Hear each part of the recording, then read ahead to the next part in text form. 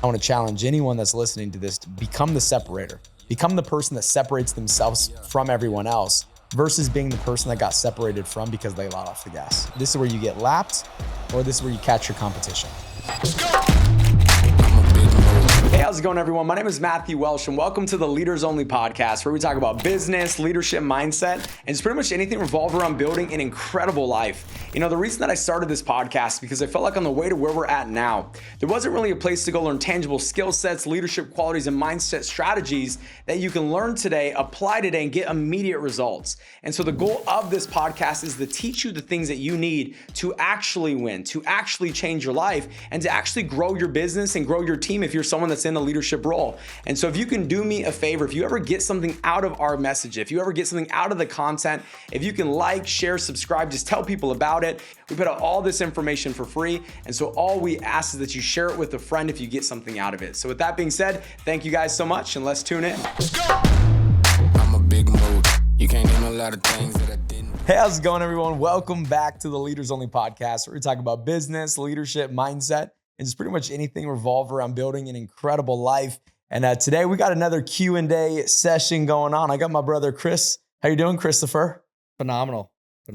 Good, man. I like your new setup. Thank you. We are in my guest house. For those of you who are tuning in on YouTube, we decided to change it up a little bit. But what didn't change is the fact that Chris decided to wear the same color as me today. Yeah. Which is offensive. You always copy me. I am definitely offended in this situation. So it's all right. We're gonna get through it anyway.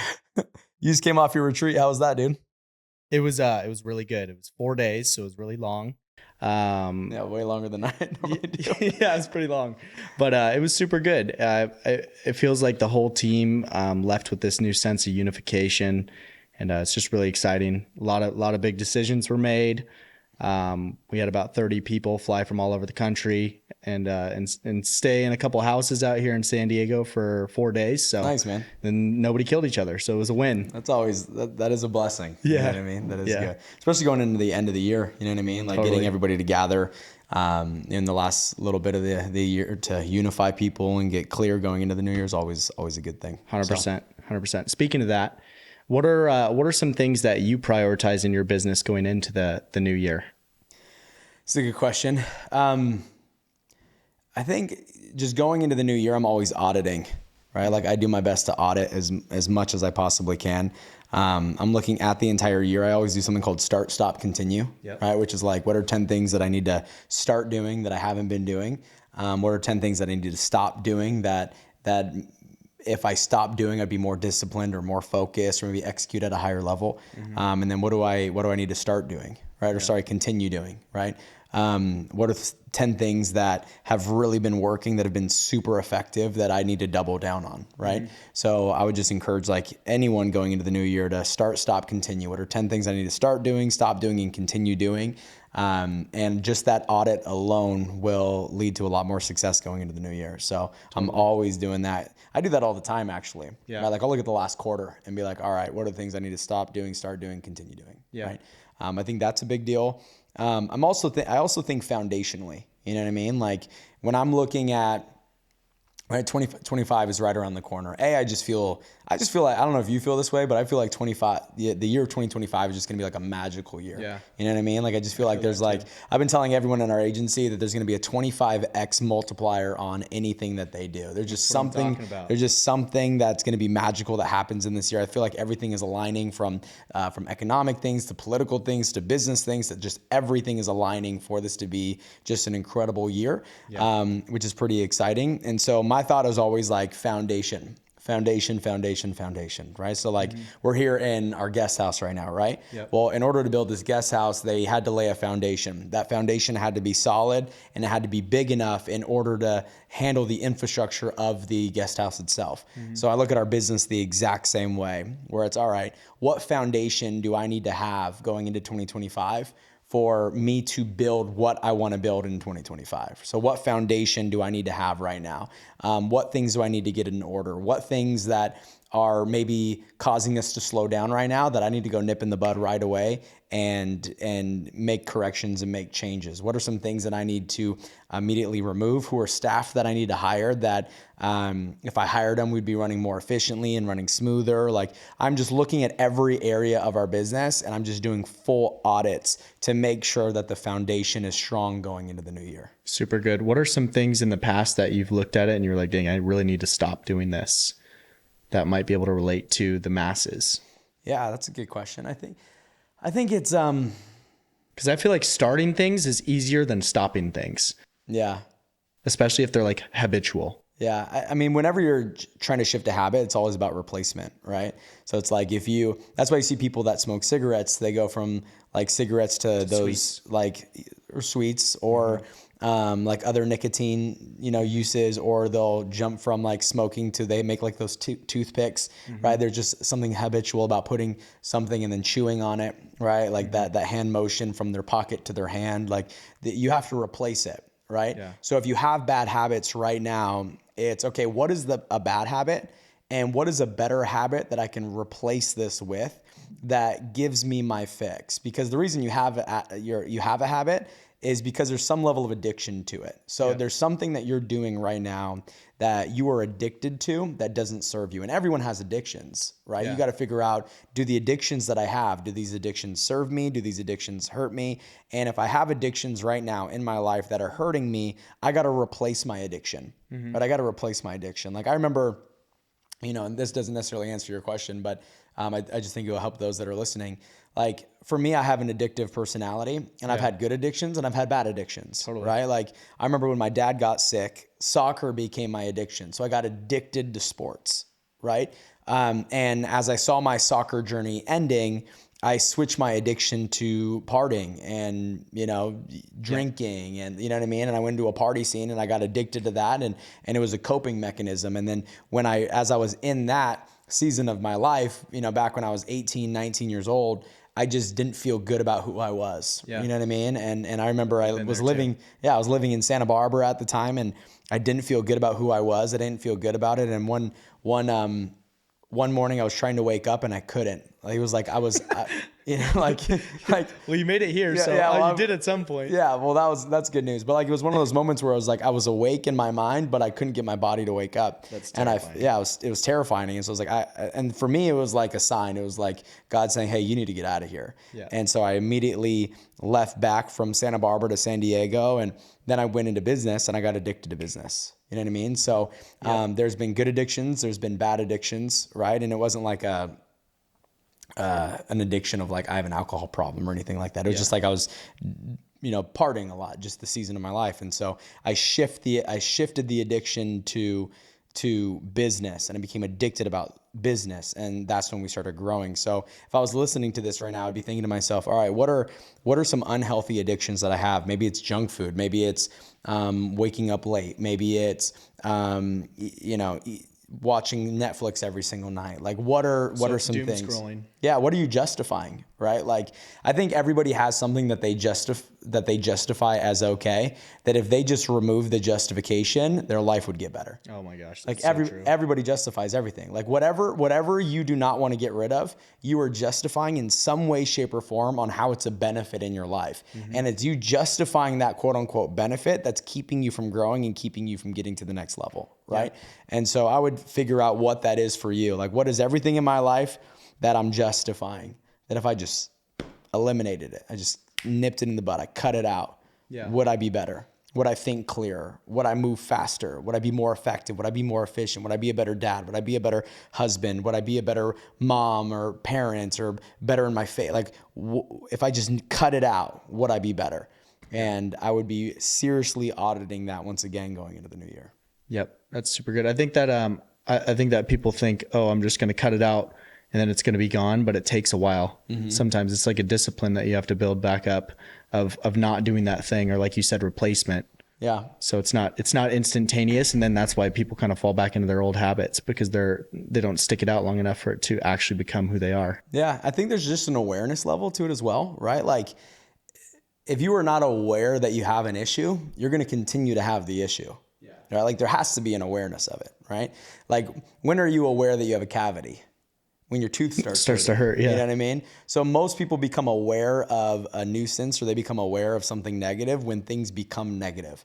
But it's, can we proactively become aware of something that could eventually lead to something that hurts? Like, can I see around the corner? Can I be proactive with it? That helps, right? Like let's say you watch TV all the time and you just became aware of like, wow, people who just sit around and watch TV all the time, they're not the most productive people in the entire world. So now you're aware. So now you can make this decision moving forward. I am gonna cut back on it. I'm only allowed to watch TV instead of 7 days a week. I'm only allowed to watch TV 2 days a week. Yeah. All right. And now there's this awareness. You've made the decision, right? And does that mean that you are perfect? No. But if you went from 7 days a week and then you committed to 2, and then let's say you slip and maybe do 3 or 4. You slip and maybe do 3 or 4. Well, then guess what? All of a sudden, you're still better than what you were when you were at 7. So just the pure awareness of I shouldn't be doing something leads to you doing it less often, which will lead to better results in your life. And then if you can actually eliminate it all the way, then you're going to succeed at a higher level. Got it. I love it. Well, let's talk about the end of the year, like the elephant in the room. Everybody's traveling. Like, there's an elephant in this room. We would know, Chris. Okay? There is. Everybody's traveling. Everybody's spending more money than they're used to spending, buying gifts. Everybody's spending time with their family. They're not at work. They're not at home. So in sales, that becomes typically a challenging month, the last couple months of the year. So what are some things that people can do in those final months to make sure that their business isn't affected and they can end strong rather than kind of just fall off super hard at the end and then restart at the beginning? Yeah. I would say don't think that things are slower. You know what I mean? Like if you think, oh my goodness, every year, November, December, my numbers drop because I'm in sales or whatever it is. Well, then guess what? Now your mind is going to filter in that reality. Yeah. You intentionally slow down and now justify. You intentionally slow down, or you start, once again, you justify, oh, my numbers are low because it's this time of year. So you begin to justify why it's okay. And that justification is what leads to the numbers dropping. Yeah. But if you say, hey, there's no reason why my numbers should be lower, right? For the majority of businesses in America and across the globe, this time of year, this is when sales go up, sales increase. So why would your sales go down during this time of year when the majority of businesses in the marketplace, their sales go up this time of year? Because people are in a buying spirit. People are in a buying spirit. They're in a joyful spirit. They're in a happier spirit. People spend more money right now, not spend less money. Yeah. So when it comes to a product that you're trying to offer, now it's just, can you position it as the gift? Like whatever you're selling right now, like if you're selling, we're in financial services, right? Like if you're selling a financial product, can you position the financial product as the gift? So that's number one. Number two is I would be looking at what market are you in? Are you in a market where people are rubbing nickels together to try to get by? Well, then, yeah, you're going to have a hard time selling that product, but you're going to have a hard time selling any product to someone like that, Yeah, 100%. right? So if you are only meeting with prospects and or clients that don't have any money to buy or purchase a product, well, your sales are going to be low no matter what business you're in. But if we are dealing with people that are mature financially, well, then all of a sudden you don't have to worry about those things. So I would pay attention to those two things. Number one, make sure you eliminate the thought out of your mind that things even slow down. And then two, just position your product as the gift. So that way people want to buy it, want to move forward with it. Another thing that I always ask people too, like in a sales position, is like, are you happy with the amount of money that you saved over the last 12 months? I feel like the answer is always no. It's always no. And so would you be happy with yourself if you saved the same amount of money in the next 12 months? No. So we should probably make some changes today. 100%. Right? If you made the same amount of money in 2025 as you did in 2024, would you be satisfied with that income? Absolutely not. Absolutely not. So do you want to wait until January 1st to start a new opportunity, or would it be better to start today? Be better to start right? today. If you save the same amount of money in 2025 as you did in 2024, would you be happy with that savings amount? No. So would it make sense to delay our savings, or should we start our 2025 habits today to make sure that we're proud of ourselves in 2025 rather than regretting what we should have done today? You know what I mean? So it's just, once again, positioning everything. I think that's a big deal. But then also I would pay attention to, like, this is where you build your identity. Yeah. Right. Like this is a time of year where I've always built my identity. This is where I either caught competition or I lapped people I was in competition with. Right. Because everybody else slows down because naturally. most people slow down. Right. Most people slow down. And I'm like, you know what? I'm going to be that MFer that doesn't freaking slow down. I'm going to be that MFer that goes even harder. I'm going to be that guy that does more than I've ever done before. I'm making more phone calls. I'm showing up earlier. I'm leaving later. On Thanksgiving, I'm working. I'm not taking the entire day off. I'm going to at least get a morning in because I know everyone else is taking the day off. On Christmas, I'm reaching out to everyone in my organization, out to my agency. I'm reaching out to all of my clients. I'm going to just do what most people aren't willing to do on certain days so I can start to feel like I deserve to have more success. I think this time of the year, this is a chance for people to truly separate themselves and show why they deserve to have success, why they should be able to look themselves in the mirror and say, you know what, I freaking deserve to win. I deserve to win. While everyone else got soft, I went hard. While everyone else slowed down, I sped up. While everyone else lost focus, I got more clear. It's all intentional. It's all intentional. So I've always used this time of year to intentionally grow. Like November, December, every year has always been some of the biggest months of my entire career. Really? Yeah, for every single year. And for the most people in our industry, it's the opposite. For us, it's always been more. And one of the reasons is because I talk about it. Yeah. Right? Like, did you learn that from somebody, or did you just pick that up yourself? Well, I mean, think about it. In sales, what is the goal? You overcome the objection before the objection comes up. Yep. Right? So in leading a sales team, what do you got to do? You have to overcome the objection before the objection comes up. The objection is people slow down this time of year. Yeah, you're just thinking 10 steps ahead. How do I overcome the objection before that objection shows up? Right? So it's A, talking about the things that I just talked about to your people, but then B, being the example of it. Right? Like if our people see me busting it harder right now than ever before, they're going to follow suit. They're going to follow suit and they're going to feel uncomfortable taking certain time off. Like I'm flying back from helping our company expand into Canada, right, on Thanksgiving, right? So by the time this airs, it'll be after Thanksgiving. You got lucky. Right? But like I'm flying back on Thanksgiving. So on Thanksgiving, I'm not going to be able to meet with my family until later in the afternoon because I'm flying back from Canada because they're spending all next week expanding and growing and opening up into Canada. You know what I mean? But most people are like, oh my gosh. For me, it's like, this is where I get ahead. This is why I deserve to win. This is why I deserve to be a billionaire and other people don't, because I'm willing to pay the price up front so I can pay any price later. And most people are not willing to do that. So true. What % of people within your organization do you see doing stuff like that? All the leaders will do that. Yeah. Yeah, because they're looking at themselves as they're the thermostat, not the thermometer, right? Followers are thermometers. They take the temperature of the room. Leaders are thermostats. They set the temperature of the room. And so every leader in any business, they're thinking to themselves, okay, we're at the end of the year. How do I set the temperature of my business? It might be cold outside, but I'm going to keep it freaking hot in our environment. It might be cold outside, but I'm going to keep sales hot. There might be snow on the ground, but I'm going to keep activity hot, momentum hot, energy hot. I'm going to keep everything hot because that's what a thermostat has the capacity to do. And that's how a leader thinks. While leaders walk into the room and they just adjust themselves to whatever the temperature is. And so if you're a leader listening to this right now, I would literally be thinking to yourself, how do I set the temperature of my business in the final months of the year? How do I set the temperature? Because how I end the year will be determined how I start the year. And if I want to go into the year with momentum, then I got to end the year with momentum. Most people think, oh, all right, I'm just going to show up into the new year. And because it's a new year, my momentum is just going to kick on in. And that's just not how it works, right? It's not how it works. You have to create the momentum. You have to create it. And you know what's another thing? This is why most people get lapped in this time of year, is because it is so hard to create momentum. Momentum is one of the hardest things in the world to create. It takes months to create momentum. So if all of a sudden you start to slack off in the final months of the year, you start to take it easy, you start to cool off, you stop doing the things you were doing before because you're spending more time doing this or that or this or that. And then all of a sudden what happens to your business momentum? Your business momentum goes down. Now all of a sudden January kicks in and guess what stage you're now in?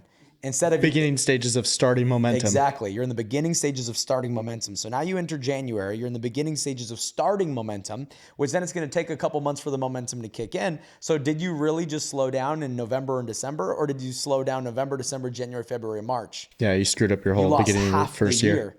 So you let off the gas for a month or two in the end of the year, but you lost literally 5-6 months of a year because momentum is so hard to get. And so once again, as a leader, as an entrepreneur, as someone who's running a business or leading a team or anything, you got to be thinking proactively and see around the corner of what is it going to look like in 30 days? Or where's my business going to look like in 90 days? Right. Yeah. And by the way, that's part of the way I'm keeping myself excited through this season as well. Right. Is I'm looking at, okay, what do I want my business to look like by the end of the first quarter? Yep. Okay. I am clear on what I want my business to look like by the end of the first quarter. So most people think, all right, this is where I want to be. How early on are you thinking about stuff like that? I mean, I've been thinking about that the last 2 months, like October, November, and obviously this is going to air in December, right? So I've been thinking about, what do I want my business to look in the first quarter, by the end of the first quarter, what do I want my business to look like? Thinking 6 months ahead minimum. Right? Yeah, maybe 6 months ahead, but I'm thinking foundationally. So if I want my business to look like X, Y, and Z at the end of the first quarter, okay, then there are actions that I need to take right now to create that effect. Everything in life is cause and effect. So what cause do I need to create to have the effect I want by the end of the first quarter? What does my infrastructure need to look like? How many staff do I need to hire? How many people do I need to have in a leadership role managing and running their own team? Who do I need to lock and go with that I haven't been locking and going with? What do I want the infrastructure of my business, the foundation of my business to look like by the end of the first quarter? Because most people thinking, this is where I want to be by the end of 2025. But the end of 2025 is so far out that you can't be excited about it. Yeah. You can't be. But you know what you can be excited about? Where are you going to be by the end of the month? Yeah. Where are you going to be by the end of the quarter? So this is a chance, like I said earlier, going back to like the separation season, like this is a chance for you to get ahead and prove to yourself why you deserve to be a winner. That's it. And you're either going to be separated from, or you're going to be the separator. And I want to challenge anyone that's listening to this to become the separator. Become the person that separates themselves from everyone else versus being the person that got separated from because they let off the gas. Yeah. You're either going to get lapped, or this is where you get lapped, or this is where you catch your competition. Yep. Be the person that separates. So I'm guessing, based on everything you just said, you're the kind of person that also wants to rip their hair out when people say, "New year, new me." New year, new me. Well, it is a new year to me. I'm just kidding. Yeah, I'm not the biggest fan of that saying, because it doesn't.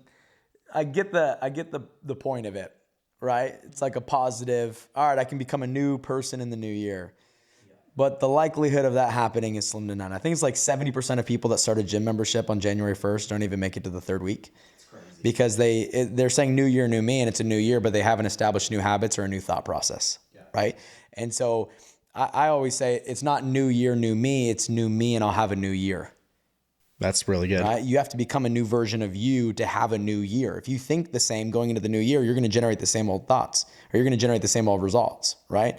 Like, your inner world creates your outer world. So if your inner world creates your outer world, and your inner world has not changed going into 2025, well, then your outer world's going to look the same way. If you knew everything that you needed to know to have the life that you would want to have, you would have it already. So the fact that you don't have the life that you want to have, and the fact that you don't have the business that you want to have, is there's things that you are missing. There's either habits you're missing, there's knowledge you're missing, there's strategy that you're missing, there's mentorship that you're missing, there's something that you are missing, that if we're not aggressively seeking that out now, we're going to go into the year and we're going to generate the same old results. And that's what most people do. I think most people go through life just thinking that it's going to eventually just work out. Well, I think there's also like a level of comfort too that they hit, right? To where like now their intention drops because they're already comfortable enough to where they're like, oh dang, yeah, I don't really need to be that aggressive and seeking information and this and that and the other. Like the numbers sound cool to say, but I'm not really being that intentional with it because I'm actually comfortable. Yeah. And that happens to a lot of people. It's one of the reasons why competition is so easy to get caught this time of year. So how do you stay uncomfortable then? Well, that's a great question, but let's think about it. So like, if your competition right now is doing better than you, that means it's easier for them to get comfortable, which means that they're taking more time off this holiday season because they can afford to. Yeah. Makes sense? So this is why people become catchable. I read this quote the other day. Anyone can change when things are shitty. Yep. But it's, can you change when everything's great? Right? Like average people change when things are shitty. Those that go on to become great are people that change every day because they seek growth. Mm-hmm. They're seeking change. Make sense? So it's, are you the type of person that changes when things are bad, or are you the type of person that seeks change because you want to grow and just become the best version of you? And I think that's a big part of it. All right. So how do you stay uncomfortable? You can stretch yourself financially, right? And sometimes that's the right route. Do I think you should be an idiot No, there's a difference between stretching yourself financially and getting yourself to invest in things that are actually going to move the needle and make things better, right? Versus you just holding on to every last penny. It's like scarcity versus abundance. Yeah. So I think people should stretch themselves financially in a way that actually leads to growth. Not I'm stretching myself financially and buying a whole bunch of nice chess pieces that doesn't actually help economically in the future. You know what I mean? Yeah, like, and like if they have a work ethic to back it up too. Yeah, right? Exactly. Right. So I think that's important. I think another thing that you can do is like go experience what you don't have, right? Like go tour that dream house, go test drive that dream car, like go stretch yourself, go experience what you haven't had. You can't crave something you've never tasted. But also what people don't realize is that the longer it's been since you've had something, the less likely you are to crave it. And so like if you've maybe walked through a dream home 5 months ago, I guarantee you the craving for that dream home is already off your taste buds. You forgot the feeling. Yeah. Yeah, you forgot the feeling. You know what I mean? It's like I took my daughter to get frozen yogurt the other day, and she got chocolate frozen yogurt, and I had it for like 3 days. I was craving it because I don't eat ice cream. I don't eat frozen yogurt, but I had a bite or two with her, and it wasn't even, I had hers. I had to tell her about taxes. You know what I mean? So I took a couple bites off of her frozen yogurt, and like for 3 days, I've just been craving that thing. My mom came over the other day to make cookie brownies with my daughters, and they were just sitting in the kitchen. And I was like, I'm just gonna have one bite. For 3 days, I had to have the ultimate level of discipline, and there was a lot of me giving in, and there was a lot of times where I was disciplined. You don't realize don't put sweets in front of me. Oh my goodness, it's game over. This is how it's bad. Okay, so it was literally sitting there, and I'm like, I'm just gonna have one bite. But the problem is when you have 41 bites, you finish the whole thing on your own. And so you're thinking, oh, it's just I'm separating the calories. It's not a big deal. But nope, it all adds up. Yeah, I don't know where that came from, but I just started thinking about cookies. So that's going back to craving you've never tasted. I'm guessing that's going to to be on the stop. Continue. Yeah, that's on the stop list. Let me stop eating 41 bites. It's so good. Yeah. But no, it's going back to that. You can't crave something you've never tasted. So I would encourage you to do that. I would get clear on what you want, like what do you want, and what you want should excite you. You know what I mean? I met with a couple of our agents last night, and they went through kind of a rough patch, and they were getting back into the business, getting back into the swing of things. And they went through like a 1.5 month hiatus, and they were getting back into the swing of things. And I met with them last night. I said, number one, you have always been a leader on this team and will always be a leader on this team. So stop being weird. Yeah. Right. Like, yes, I said you had to take a 1.5 month hiatus. Okay. But you're back. Yep. So you don't need to come back like treading water. Like you're a leader. Be that way moving forward. Act that way moving forward. You're a leader on this team. Let's act like it. Does that sound good? They go, yes. Awesome. I said, don't be that person that goes into someone's house and like asks for water. Like there's water in the fridge. Just go grab some. This is your home. Stop treating it like you're in a stranger's house. I invited myself to borrow some of your water today. Yeah. You know what I mean? Like if you came here and you asked me for water, I'd probably punch you in the face because you're family. You know what I mean? Like you shouldn't have to ask for water. And I told them that. Yeah, you had to take a month, and a half off or whatever it is, but you're back. If there's water in the fridge or you're hungry, go get something. This is your home, right? So that was the first thing that I told him. The second thing that I told him was, I said, I want you to remember every person that said no to you. I want you to remember every single person that's doubted you. I want you to remember every single person that's made fun of you or asked you how your little business is doing. I want you to remember every single person that started with you in the business, but then quit on you in this business. I want you to remember every last person that's ever doubted you, that's ever quit on you, that's ever tried to make you feel less about what you are doing. I want you to remember every one of their faces, every one of their names, and I want you to go to work to prove those mother effers wrong. I said, you got to reignite yourself, right? Because this is what's going to happen. If you don't go make this thing happen, do you know what they're going to be thinking in a year or two? I was right. And I'm not going to allow that to hit your ego. Not a chance in hell am I going to allow that to hit your ego. I'm going to go step on the neck of your ego and make sure that you cannot say that you were right about me not winning. You know what I mean? Like I got a text message, and this text message felt good for two reasons. Number one, because I know what it did for them. But number two, it felt good for my ego. Right? So I got a text message. So the first person that I ever promoted into a leadership role in our type of model, right? I paid her rent. she had 2 kids. I paid her rent. I paid for food for her and her family. I literally, for a couple months, was the reason she had food on her table for her kids and that they didn't end up homeless. And I completely supported her financially, just because I cared.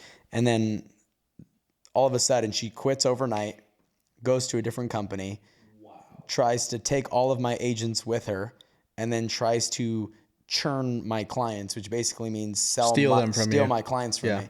And after I supported her and her family, like I was Uncle Matt to her kids, and then all of a sudden, you know what I mean?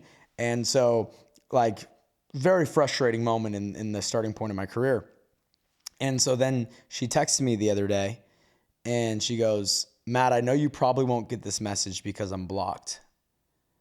But I just want you to know that I apologize for the way that I behaved when I left. It was not the right thing and I shouldn't have done that. She said, number one, I apologize. She said, B, you went on to do everything that you said you were going to do. And I couldn't be more proud of you. And so I'm sorry for the way that I left, but I've watched you from a distance for the last 8.5 years now. And you went and did everything that you said you were going to do. And I just want you to know that I'm proud of you. Right? So there's 2 things that felt good there. Number one, I know that that's been weighing on her heart for 8.5 years. Yep. So just the fact that she was willing to send that message took a lot for her. It took her 8.5 years. Yeah. And it shows her growth. So I'm happy for her in that moment. But for me, it was also like, I didn't give them the ability to say that they were right. Yeah. You know what I mean? Like, nor will I. And I responded to her. And I said, hey, it's okay. You know, the past is the past. I just want you to know when I told you I was there for you and your family, that hasn't changed. I'm here to this day. If you needed me, I'd be there for you. Right. Yep. And that was my response. Right. But my point is sometimes to find motivation, you got to look at the dark side of things. Yeah. You know what I mean? Sometimes it's not your dreams and goals that wakes you up in the morning. It's the people that doubted you. It's the people that counted you out. That fires me up way more. Yeah, all for me, for sure. Like, I'm not motivated by like proving people right. I'm motivated by proving people wrong, right? And you got to figure out what it is for you. So good. Ton of value. I got one more question. Do you ever have like a theme for the year that you kind of just want to aggressively chase? That's a good question. Yeah. Like a word or like a statement? Yeah. When I go into every year, I give myself a word. Yeah. It's the word of the year. And when I went into 2024, my word was machine. Yeah, well, I mean, looking at your year from afar, I'm pretty sure that you embodied that word. Well, I appreciate that. But like, that was my word, right? Like and you know what's crazy is even in the months that I forgot about that being my word, right? Because you forget that you even like have a word going into the year, but it's crazy what having something in your unconscious and your subconscious like will do to guide your behavior. Like, being a machine meant something to me going into this year. Right. So when I came up with the word machine, it's because I wanted to have a business that was a machine that was just firing off. Right. It was machine-like. It was robotic. It just was 1, 2, 3, 4, 1, 2, 3, 4. It was just a systematic machine-like business where leaders were duplicated. Sales would just continue to go up. I just wanted to have a machine-like business, a well-oiled machine. So number one is from a business perspective. But number two is I wanted people to look at me and be like, how is he working the way that he's working? Like, he must be a machine. He must be robotic. The way that he shows up for his wife, the way he shows up as a dad, the way he's working the amount of hours that he's working, the fact that he's been on over 110 flights this year, being on 110 flights while running while running a successful business, while growing exponentially, while dominating in this area, while going to church and being involved in his faith, I wanted people to look at me and be like, he was a freaking machine. How did he even accomplish that? How did he even have that capacity? Yeah. And so it's not that I even wanted other people to feel that. I wanted to feel that way about me. Yeah. It was more like I wanted to feel about myself. Like, I dropped 25 pounds, you know what I mean? So like, I wanted to be a machine in my fitness. I wanted to be a machine in the way that I worked. I wanted to be a machine in the way I showed up for my family. I wanted to be a machine in the way that my business grew and the way that my business operated. I just wanted to become a full-fledged machine in this year. And I wanted to not only notice that with myself, I wanted other people to be able to notice it through my example and hopefully have that example inspire them to be able to do more, be more, and achieve more. And I'm hoping that happened. Yeah, so. No, it definitely has. I mean, even just watching you, it's made me realize how much more capacity every human has than they think they do, because you never shut off. And it's kind of crazy because I've seen you, like you weren't always like that in business. You were always grinding, but now you literally don't have an off button. So it's super inspiring for sure. I appreciate that. I think sometimes like Sean Young asked me this the other day. He goes, like, how did you tap into that next level? Yeah. Right. And my response to him was, so a lot of times you don't even know how to tap into the next level until you're forced to tap into it. Yeah. You know what I mean? Like, that's why I think forcing yourself into uncomfortable situations helps, because how do you even know you have it in you until you're forced to pull it out of you, right? Like, you look at Marcus Luttrell, right? They made the movie Lone Survivor after him. Do you think he knew he had that capacity in him? No. He had no idea he had that capacity in him. The only way he found out was being in that situation. And there's no way to mimic that situation or prepare you for that situation. Like, there really wasn't. There wasn't a way to be able to say, all right, Chris, you're going to fall down a mountain, break every bone in your body while being shot at, stabbed, everyone chasing you, trying to hunt you down. And when you get to that bottom of the mountain, you're not going to be able to walk. You're not going to be able to crawl. You are literally going to be a broken body. And then after you're a broken body, this is what you're going to need to do. You're going to need to take a stick. You're going to be able to need to draw a line in the sand 3 feet in front of you. And instead of thinking about how many miles it was going to take for you to get to safety, you're going to think to yourself, how can I get over the 3 feet in front of me? And that's exactly what Marcus Luttrell did. In the movie, what happens is he walks to safety. That's not what happened.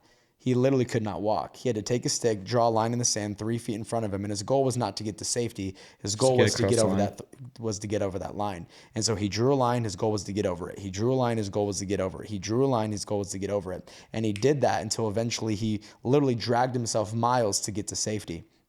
And my thought is, like, can you do that in your everyday? Can you draw a line in the day and say, by the end of today, I'm going to get over this line. By the end of this day, I'm going to get over this line. By the end of this day, I'm going to get over this line. And then all of a sudden, you're going to pick yourself up, and it's going to be the end of the year of 2025, and you're going to be so much further ahead. Yeah. Just because you put your head down and you focus on the couple of steps in front of you and said, I'm going to go do everything that I need to do today.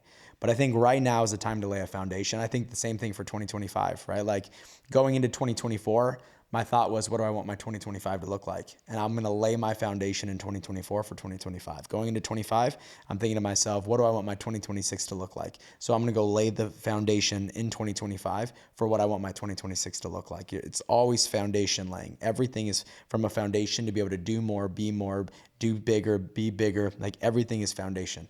So you got to be thinking to yourself, am I laying the foundation? Do I have the infrastructure? Am I who I need to be?